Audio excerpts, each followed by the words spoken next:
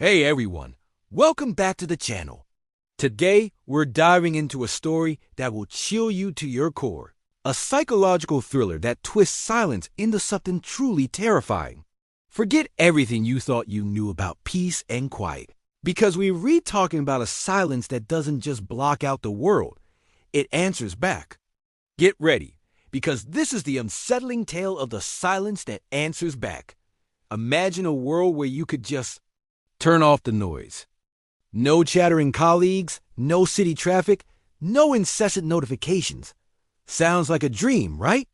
Well, for Leo, a brilliant but perpetually overwhelmed programmer, it was exactly what he was searching for.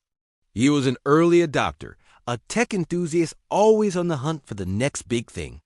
And when he heard about a revolutionary new noise-canceling headset, still in experimental stages, he practically begged to be a beta tester. This wasn't just noise cancellation. This promised a complete, absolute erasure of sound. A vacuum, a void of auditory input. Pure, unadulterated silence. When the package arrived, sleek and futuristic, Leo was ecstatic. He carefully unboxed the headset, its smooth, matte black finish reflecting the dim light of his apartment. The instructions were minimal, almost cryptic. Warning, may induce a profound sense of isolation. Use with caution, he chuckled, dismissing it as marketing hype. Isolation was precisely what he craved. He slipped them on, adjusted the fit, and with a soft click, activated the experimental tech. The world vanished, not just muffled, not just quieted, gone. The hum of his computer, the distant city bustle, even the subtle creaks of his old apartment building. Everything ceased to exist. It was an absence so profound, it was almost a presence in itself. For the first few hours, it was blissful. Leo felt his shoulders drop, the tension he hadn't even realized he was carrying draining away. He could focus like never before, lines of code flowing effortlessly from his fingertips. The clarity, the focus, it was incredible. He felt sharper, more efficient, undeniably brilliant. He wore them constantly. At work, he was a silent, productive machine. At home, he could finally think without interruption. But after a couple of days, a subtle shift began. The silence, initially a comfort, started to feel heavy. It wasn't just empty. It felt vast, boundless, stretching out in all directions. And then, he started to notice something else.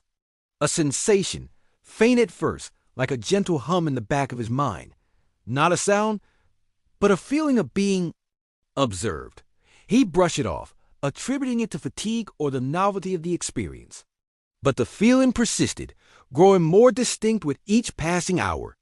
It was as if the void itself was listening to his thoughts, his anxieties, his silent internal monologue. Leo, ever the logical programmer, tried to analyze it. Was it a psychosomatic effect? Auditory deprivation hallucinations? He even consulted the limited online forums for the headset, but found nothing similar. Most users reported intense focus or, at worst, a feeling of unease. None reported this intrusive, watchful presence. By the end of the first week, the sensation became undeniable. The silence wasn't just listening. It was responding, not with a sound he could hear with his ears, but with a voice in his head, a perfect, uncanny imitation of his own internal voice. It began subtly, echoing a thought he just had, finishing a sentence he was formulating mentally. "Yes, that's right, Leo," it would whisper, perfectly mimicking his own cadence, his own tone. At first, it was startling, then confusing. Was he just thinking so loud he was hearing himself? But it quickly escalated beyond mere echoes.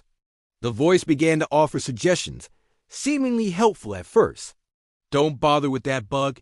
It's a waste of time. Focus on the core algorithm," it would advise, and Leo would find himself agreeing, abandoning other tasks. "Your manager is asking too much of you.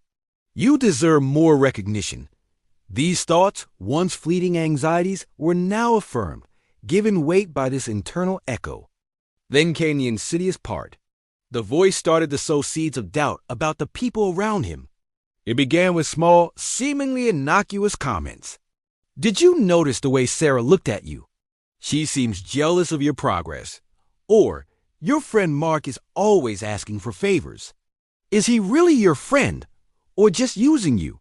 Leo, isolated in his perfect silence, and now constantly accompanied by this familiar, reassuring internal voice, began to internalize these suggestions.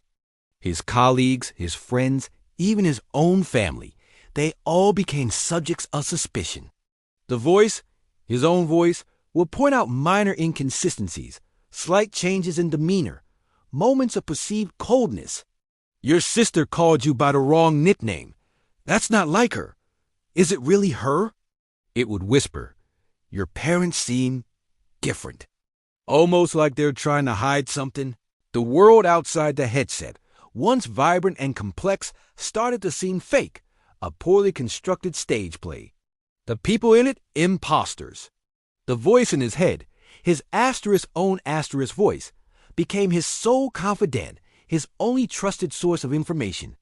It understood him, validated him, protected him from the perceived deceit of others. The turning point came when the voice started to use a new, chilling phrase. It wasn't just about doubting his loved ones anymore. It was about their unmaking. They're not real, Leo, it would whisper, its tone a perfect mirror of his most private conviction. They're just simulations, copies. They need to be unmade. Leo started to look at his friends, his family, through a new, distorted lens. Their laughter seemed forced, their conversations hollow. Their concern for him, especially as he grew more withdrawn and gaunt, was interpreted by the voice as manipulation, an attempt to control him.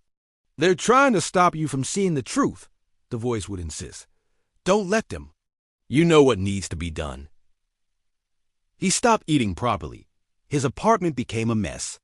He spent all his waking hours with the headset clamped firmly over his ears, bathed in the sinister silence and the comforting, yet terrifying, counsel of his own voice. He became convinced, beyond a shadow of a doubt, that he was the only real person left, surrounded by carefully constructed fakes. And the voice, his voice, was guiding him towards a terrible, irreversible solution. The unmaking of those who were not truly there. The silence that answers back isn't just a story of technology gone wrong. It's a chilling exploration of psychological manipulation, of how our own internal narratives, when unchecked, can be twisted into something monstrous. It reminds us that sometimes true horror lies not in what we hear, but in what we believe. What do you think? Have you ever felt that profound sense of isolation, or had your thoughts turn on you? Let me know in the comments below. If you found this story unsettling and thought-provoking, please hit that like button, share it with your friends, and don't forget to subscribe for more deep dives into the strange and terrifying. We've got more chillin' tales coming your way, so stay tuned, and until next time, try not to listen too closely to the quiet. Thanks for watching.